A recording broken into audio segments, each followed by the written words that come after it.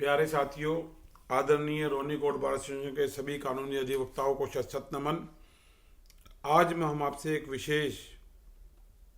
Criminal proceeding के बारे में चर्चा करेंगे। किस तरह से थाना रानीबाग के पुलिस कर्मियों ने 24/1/18 को पूरी तरीके से प्लान, कॉन्स्पिरेसी और रेकी कर एक मकान के अंदर गैर कानूनी तरीके से डकैती डाली, अपहरण किया और कई क्रिमिनल ऑफेंस किए, जिसको रजिस्टर्ड कराने के लिए विक्टिम और उसकी फैमिली और उसके कानूनी अधिवक्ताओं ने और आसपास के रेजिडेंट्स ने और पॉलिटिशियंस ने लगभग 7 से और 8 फोनों से 7 फोनों से 100 नंबर की कॉल करी, 17 पीसीआर कॉल्स करी उस दिन इस ऑफेंस को रजिस्टर्ड कराने के लिए। क्षेत्र के एमएलए और क्या चुनाव लड़े कई लोगों ने, सामाजिक प्रतिनिधियों ने और विक्टिम और उसकी फैमिली ने ईमेल किया, व्हाट्सएप किया, टेलीफोनिक कॉल करी एसीपी सरस्वती विहार राजा बंटिया जी को, DCP north west Aslam Khan ji को और joint CP northern range Sagarpreet Hooda ji को और नेशनल ह्यूमन राइट कमीशन को 1091 पे। और हर तरीके के प्रयास किए गए। थाने के अंदर 20 से 25 लोग मौजूद रहे, कानूनी अधिवक्ता मौजूद रहे, लेकिन पुलिस का रवैया एक वकील के खिलाफ भी बहुत ही नेगेटिव रहा, बहुत ही अपमानजनक रहा। 3-4 एडवोकेट मौजूद थे विक्टिम की फैमिली के साथ। इन सब के बावजूद पुलिस ने ऑफेंस रजिस्टर्ड नहीं किए, जो कि 154 सीआरपीसी और ऑनरेबल सुप्रीम कोर्ट की गाइडलाइंस का, दिल्ली पुलिस के मैनुअल का साफ साफ उल्लंघन था। और इस संबंध के अंदर जब पूरी तरीके से कोर्ट की पुलिस की सारी प्रक्रिया से निराश हो गई और पुलिस ने कंप्लेंट लेने से ही मना कर दिया, तो विक्टिम ने और उसकी फैमिली ने और उसके कानूनी अधिवक्ताओं ने कोर्ट के अंदर न्यायालय, रोहिणी कोर्ट न्यायालय परिसर के अंदर गुहार लगाई और उनसे प्रार्थना करी। और लगातार 24/1/18 के बाद 25/1/18 से लगातार कोर्ट के अंदर किसी न किसी रूप के अंदर वो अपना पक्ष रखते रहे, कोर्ट को बताने का प्रयास किया कि पुलिस ने उनके घर के अंदर 1/14 से लेके 1/29 के बीच के अंदर घुसे, जिसमें कांस्टेबल परवीन यादव मुख्य था, SI Parveen, SI Sandeep, constable Ajay और एक महिला कांस्टेबल रानीबाग थाने की थी। और इनमें से 3 पुलिसकर्मी जो है बहादुरगढ़ से रिलेटेड थे, हरियाणा से। और मैं साथियों बताना चाहूँगा कि इन्होंने पूरी रेकी करके सरकारी जिप्सी का, सरकारी वेपन्स का, unlawful deadly weapons, unlawful assembly करी डेडली वेपन के साथ, और घर में बहुत सारे ऑफेंसेस रजिस्टर्ड किए। और जब विक्टिम की फैमिली ने इनके घुसने से पहले 1:13 पे कॉल कर दी, 1:14 पे कॉल कर दी और इनकी वीडियो इनके घर में घुसने की फोर्सफुली पास की और इनके ऑफेंस 1:14 से 1 के बीच में मोबाइल में रिकॉर्ड कर लिए, जो कि 2 मोबाइल थे जिसके अंदर इनकी रेकी की फोटो आ रही थी। घर में घुसने से पहले 40-45 मिनट करके रेकी कर रहे थे। बगल में सारी शॉप्स खुली हुई थी, लेकिन पुलिस के टेरर के आगे सब चुप थे। और जब ये ऑफेंस रजिस्टर्ड हो गए, मार पिटाई के और जिस तरह की ऑफेंस, क्रिमिनल ऑफेंस पुलिस ने किए, जिसमें से कुछ ऑफेंस रजिस्टर्ड हो गए, तो पुलिस को अब ये अपनी नौकरी जाने का खतरा हो गया। 100 नंबर की कॉल हो गई, तो पुलिस ने अनान फनान के अंदर उन मोबाइलों को छीनने के लिए, उन एविडेंस को डिस्ट्रॉय करने के लिए उनको उस मोबाइल की जरूरत थी। और अगर वो मोबाइल छीनते तो उनके ऊपर घर में घुस के स्नैचिंग का, डकैती का केस बनता, क्योंकि 5 पुलिस वाले इस डकैती में शामिल थे, जो घर के अंदर घुसे थे और कुछ बाहर थे। सरकारी जिप्सी का इन्होंने इस्तेमाल किया, DL1CM 4208 रानीबाग थाने की जिप्सी का। तब इन पुलिसकर्मियों ने उस मोबाइल के साथ उस परिवार के एक बच्चे को भी ले गए थाने के अंदर और एक बैक डेट के अंदर एंट्री करके, कोई थाना इनका रोजनामचे का इनका अपना मन मर्जी का होता है, पूरा थाना मिला हुआ था, SHO खुद मिला हुआ था, ACP साहब की खुद पर्सनली जानकारी में सारा मैटर था, सीनियर अधिकारियों की जानकारी में था, लेकिन उन्होंने अपने सीनियर अधिकारियों को ही चीट किया। रानीबाग थाना परवीन अलावत, इनके खिलाफ 124/18 इसी थाने से कुछ महीने बाद, 3-4 महीने बाद दर्ज हुई FIR। उसके बाद इन्हीं पुलिसकर्मियों ने शराब पी के APJ स्कूल के ठीक पहले अजय अपार्टमेंट के, उसके बीच में एक आदमी को, निर्दोष आदमी को उड़ा दिया अपनी गाड़ी से, जो कि कांस्टेबल अजय के नाम पे गाड़ी थी, और उसने अपने किसी सगे संबंधी के नाम पे दिखा दिया। और उसके अंदर भी पुलिस का रवैया टालमटोल रहा और आज तक उसका कोई फैसला नहीं हो सका। इस तरीके से इन लोगों ने, मैं आज अपने कानूनी अधिवक्ताओं, खासतौर से एक्स प्रेसिडेंट इंदर सिंह सरोवा साहब, राजीव तेलान जी, मोहिनी मोना एडवोकेट जी, गुलशन शर्मा जी, पंकज गुप्ता जी, बहुत सारे ऐसे, विक्रम अग्रवाल जी, बहुत सारे अधिवक्ता हैं जिनको आज मैं बताना चाहूँगा कि पुलिस किस तरह से पावर का मिसयूज करती है, जो कि 166 IPC में दुरुपयोग है। नकली फर्जी DDA एंट्रियाँ बनाती है, 167 IPC में ऑफेंस है। अपराधियों को बचाने के लिए एविडेंस डिस्ट्रॉय करती है, जो कि 218, 201, 120, 34 के अंदर अपराध है। और इस तरीके का हिंदुस्तान टाइम्स अखबार के अंदर एक ऑर्डर भी पास किया था 31/1/19 को ऑनरेबल हिमांशु रमन सिंह जी द्वारका कोर्ट ने एफआईआर का ऑर्डर किए थे 409, 201 आईपीसी में पुलिस के कंडक्ट को देखते हुए अखबार में कदम छड़ दी थी कि दुष्कर्म के सबूत का ही गबन कर गई महिला सब इंस्पेक्टर। ये अब आम घटनाएं होने लगी हैं। पेज नंबर 2 पे छपी थी हिंदुस्तान हिंदी के अखबार में 31/1/19 का प्रेस रिलीज। इसको हमने कोर्ट के अंदर भी दाखिल किया मिसल 6/19 1/2/19 को दोबारा डिस्ट्रिक्ट जज नॉर्थ एंड वेस्ट आदरणीय रजनीश भटनागर जी को रोहिणी कोर्ट में एक पत्र के द्वारा उनको रिक्वेस्ट करी, साक्ष्य दिखाए गए, बताए गए, तब उन्होंने इसमें संज्ञान लिया और कंसर्न एसीएमएम और एसीएम को ये मार्क करी गई कंप्लेंट, जिसके बाद जांच चली पुलिस कोर्ट के अंदर, काफ़ी सारी हियरिंग्स हुई और ये बात के लिए स्क्रीनशॉट बकायदा दिया गया इनिशियल स्टेज पे पुलिस को कि इसके अंदर जो है मोबाइल जो पुलिस कस्टडी जो 1:20 में पुलिस ने घर से छीन लिए थे उसको पुलिस ने शो किया कि 7:30 बजे सीज किए हैं M2 के सिनेमा हॉल के पास इनकी पुलिस की चौकी के ऊपर, जबकि आरटीआई रिप्लाई में साफ आ चुका है कि वहां पे ऐसी कोई पुलिस चौकी नहीं है। और सीएडब्ल्यू सेल ने आरटीआई में रिप्लाई दे दिया है कि हमारे पास पुलिस अधिकारियों के आने जाने की कोई किसी किस्म की एंट्री नहीं है, क्योंकि ये सारा झूठ था, क्योंकि पुलिस वाले तो मौजूद थे रानीबाग थाने के अंदर, मोबाइल लोकेशन से वेरीफाई हो गया था। गूगल स्क्रीनशॉट दे दे, लेकिन किसी भी पुलिस अधिकारी ने इसको जांच का इश्यू नहीं बनाया, गूगल से वेरीफाई नहीं किया, क्योंकि पूरे थाने को ये पता था, सारी इन्वेस्टिगेशन अधिकारियों को ये पता था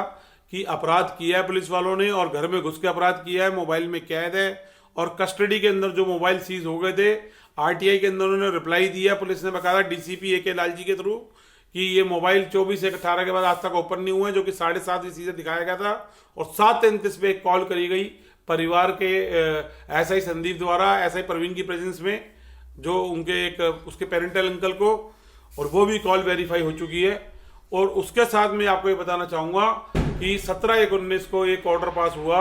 आदरणीय रोहिणी कोर्ट 109 नंबर आदरणीय MM श्री गोपाल कृष्ण जी द्वारा पर्सनल मोबाइल को CDR GPS सेव करने के लिए, जो कि 23/1/19 को 22/1/19 को दिल्ली के पुलिस कमिश्नर आदरणीय श्री अमूल्य पटनायक जी के कार्यालय में गुहार लगाई गई, उनसे पर्सनली मिला गया। उनके आदेश पे उनके SO साहब एडिशनल CP राजीव रंजन जी ने आदेश दिया DCP outer Shri SP Kuruvilla ji को। उसी दिन विक्टिम का परिवार उनसे मिला, उनको सारे एविडेंस दिए, सब कुछ फोटोज दी। उसके बाद रात को 10 बजे के लगभग ये एविडेंस सेव हुआ और 23/1/19 को कोर्ट के अंदर इसके रिगार्डिंग रिपोर्ट हुई कि ये एविडेंस सेव हो गया है। इसको लेने के लिए हमने कई प्रयास किए, पुलिस ने देने से मना कर दिया, कोर्ट ने देने से मना कर दिया 107 नंबर में 2/11/19 को, जिसके अंदर प्रिंसिपल ऑफ जस्टिस का वायलेशन था। उन्होंने नहीं साफ किया कि क्यों नहीं दी जा सकती पर्सनल मोबाइल की कॉल डिटेल, जो कि आज 50 रुपये महीना देके कोई भी आदमी अपने मोबाइल की ले सकता है। उसके बाद क्रिमिनल रिवीजन 249/19 एक इंटरलोक्टरी ऑर्डर के ऊपर फाइल करी गई रोहिणी न्यायालय के अंदर, जिसके अंदर 21/12/19 को फाइल करी गई और 23/9/2020 को कई हियरिंग के बाद उसके अंदर ऑर्डर हुआ, जिसमें आदरणीय कोर्ट का मैं सबसे पहले धन्यवाद करूंगा कि उन्होंने एक इंसाफ की उम्मीद जो विक्टिम के परिवार में खत्म हो चुकी थी उसको जगाया और उन्होंने आदेश पास किया। 2/11/19 का ऑर्डर सेटिस्फाइड किया 107 नंबर कोर्ट का आदरणीय MM सुशील कुमार जी का, और ये पारित किया कि एविडेंस जो है कोर्ट में फाइल किया जाए। और जब कोर्ट के अंदर ये एविडेंस फाइल हुआ तो आदरणीय 20/11/2020 को उसमें उन्होंने साफ साफ ये बात कहा था, session court Rakesh Kumar ji 409 number Rohini न्यायालय कोर्ट ने, कि इसके अंदर 2 हफ्ते के अंदर सच्चो रानीबाग इसको कंप्लाई करेगा ऑर्डर 23/9/2020 से, मतलब 5-10 तक ये ऑर्डर फाइल कंप्लाई हो जाना चाहिए था। लेकिन रानाबाग थाने के और इनका ये देखो कि इन्होंने 19/10/2020 को ये रिप्लाई कोर्ट का कंप्लाई किया, वो भी जब विक्टिम ने कम से कम 15 से 20 RTI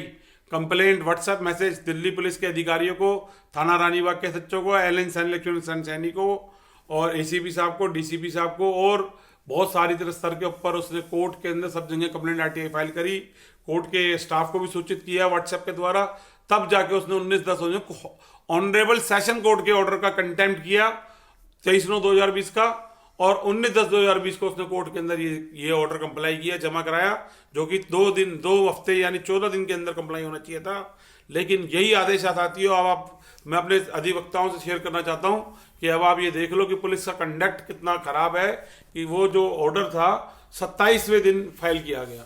14 दिन की जगह 27 दिन, वो भी जब बहुत सारी कंप्लेंट आते व्हाट्सएप मैसेज विक्टिम द्वारा किए गए। और 20/10/2020 को ये एविडेंस जो है विक्टिम को मिला आदरणीय 107 नंबर कोर्ट की वर्चुअल हियरिंग पे कोर्ट के आदेश से, जो कि उसने कोर्ट में जाके प्राप्त किया, जिसके अंदर ये बिल्कुल साफ हो गया कि जो मोबाइल के अंदर 2 मोबाइल पुलिस ने सीज किए, उसमें 3 मोबाइल एक्टिवेट थे। उन 3 मोबाइलों में से एक मोबाइल का बिल्कुल साफ साफ बिल्कुल क्लियर आ रहा है कि 25/1/18 को पुलिस ने शो किया, 24/1/18 को 7:30 बजे उनको सीजर दिखाया, जबकि 1:20 पे उन्होंने 24/1/18 को ही विक्टिम के घर से छीन लिए थे फोन। फिर भी 7:30 अगर पुलिस की थ्योरी बिलोव करो, 25/1/18 को ये फोन चालू थे। और जब मिस्टर 6/19 के अंदर जज साहब ने 113 नंबर कोर्ट ने ये और आदेश पास करे अनुराग ठाकुर जी ने FSL के,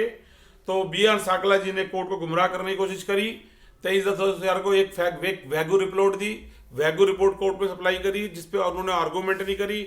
फर्जी DD एंट्री पास करी जो कि 17 IPC में था। उसके बाद पुनः आदरणीय कोर्ट ने आदेश पास किया, जिसके अंदर IO राजवीर सिंह साहब ने FSL करवाया। और FSL में ये बात आई कि किसी भी सूरत में ये फोन चालू नहीं हो सकते। जब इसके लिए लीगल एक्सपर्ट से सलाह करी गई तो पता चला कि पुलिस ने 7:30 बजे मोबाइल जो सीज किए थे और जो 25/1/18 को चालू थे, अब इसमें कोई शक छुपा की गुंजाइश नहीं सकती कि पुलिस ने एविडेंस डिस्ट्रॉय कर दिया, मदरबोर्ड फूंक दिए अपनी पुलिस कस्टडी में। और पुलिस RTA रिप्लाई में DCP AK लाल जी के थ्रू ये कहती रही कि ये मोबाइल जो एविडेंस है इसको आज तक किसी ने खोला नहीं, और इन सीरियल लोकेशन से साफ हो गया है, जो कि अब इस टाइम 18 नंबर कोर्ट के अंदर में भी ये 107 नंबर कोर्ट के अंदर ये एविडेंस मौजूद है, और 113 नंबर कोर्ट में। उसके बाद कोर्ट ने 26/9 को ईमेल किया कि आप इसके अंदर एक विक्टिम को की एफिडेविट फाइल करें। उन्होंने पहले 30/9/2020 को एक एफिडेविट फाइल किया, फिर एक अटेस्टेड एफिडेविट 29/10/2020 को आनंदन ने DIG north and west Suresh Gupta ji के कार्यालय द्वारा उस 113 नंबर कोर्ट को भिजवाया, जिसका डायरी नंबर भी हमारे पास मौजूद है साथियों, जिसका हम डायरी नंबर बताएंगे कि 3220 डायरी नंबर है। 29/10/2020 को अटेस्टेड एफिडेविट ये 113 नंबर कोर्ट के लिए फाइल किया गया, जो उसी दिन 16 नंबर कोर्ट से कराया गया अटेस्टेड, तो ओथ कमिश्नर के द्वारा। बहुत गंभीर विषय है और अभी तक इसके अंदर कोई FIR के आदेश नहीं हुए। मैं इस चीज़ का इंतजार कर रहा हूँ कि आखिर कब जाके कोई एविडेंस सेफ होगा। जो प्रक्रिया 154 CRPC उसको वायलेट किया है दिल्ली पुलिस के अधिकारियों ने, अभी तक ऑफेंस रजिस्टर्ड नहीं करे। 24/18 को करने वाले अपराध करने वाले रानीबाग थाने के पुलिसकर्मी थे, और अपराध की जानकारी जब सीनियर अधिकारियों को आए तो उनको झूठी स्टोरी सुना दी, और तब से लेके आज तक कोर्ट का भी टाइम बर्बाद कर रहे हैं, उल्टे सीधे रिप्लाई दे रहे हैं, कोर्ट को गुमराह कर रहे हैं, जांच अधिकारी को गुमराह कर रहे हैं। इधर प्रधानमंत्री कार्यालय में आदरणीय गृह मंत्री अमित शाह जी के अभी कार्यालय से कई आदेश पारित हुए, उसको भी ये गुमराह कर रहे हैं। तो मैं ये प्रार्थना करूंगा कि रोहिणी कोर्ट न्यायालय में आदरणीय district administration north west Shri Suresh Kumar Gupta ji से कि वो इसके अंदर जरूरी निर्देश पास करें, और 113 नंबर कोर्ट में जहाँ 19/11/2020 को प्रीवियस MM श्री अनुराग ठाकुर जी का ट्रांसफर का ऑर्डर आया, और उस दिन चाहते तो वो ऑर्डर कर सकते थे, क्योंकि हमने पूरा प्रयास किया था रीडर राजकुमार जी से कहने का कि हमारी हियरिंग कर दें, इसके अंदर एफिडेविट फाइल हो चुका है, आदेश के अंदर ऑर्डर में भी उन्होंने ये बात मान ली है, लेकिन अभी तक जो है FIR के ऑर्डर हुए नहीं है। और पुलिस लगातार निरंतर दबाव बनाती आ रही है विक्टिम की फैमिली को किसी न किसी झूठे केस में फंसाने के लिए, आए दिन थ्रेट दे रही है। ये एक बहुत गंभीर विषय है कि जब तक कानून से कोई न्याय का फैसला आएगा और 24/1/18 का इंसिडेंट है, तब तक विक्टिम का परिवार और या उसके ऊपर कोई नई गाज गिर चुकी होगी, और यही आज तक होता आया है। अब सारी उम्मीदें अब रोहिणी कोर्ट बार एसोसिएशन के मैं कहूँगा कि कानूनी उन 62 कैंडिडेट से भी मैं आज करूँगा कि जो आप चुनाव में खड़े हुए थे 2020 के अंदर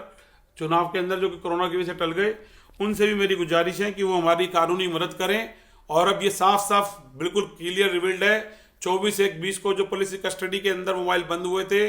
आदरणीय DCP north west AK Lal ji ने रिप्लाई दिया है कि मोबाइल बंद है आज तक, लेकिन CDR GPS से ये साबित हो गया है कि 25/1/18 को ये मोबाइल खुले हुए थे। तो अब ये साफ साफ प्रूफ हो गया, और FSL की रिपोर्ट से ये बात, रोहिणी न्यायालय से FSL रिपोर्ट से ये बात हो गई है कि ये फोन कभी भी चालू नहीं हो सकते। तो इससे अब ये बिल्कुल साफ हो गया, पुलिस ने एविडेंस डिस्ट्रॉय किया है, जो कि साफ साफ 218 और 201, 120 भी 34 में कॉग्निजेबल ऑफेंस है, और हम चाहेंगे कि इसमें जल्दी इसमें कोर्ट अपने आधार के ऊपर इसमें कार्रवाई करे और एफआईआर का निर्देश जारी करे। और दिल्ली पुलिस के कमिश्नर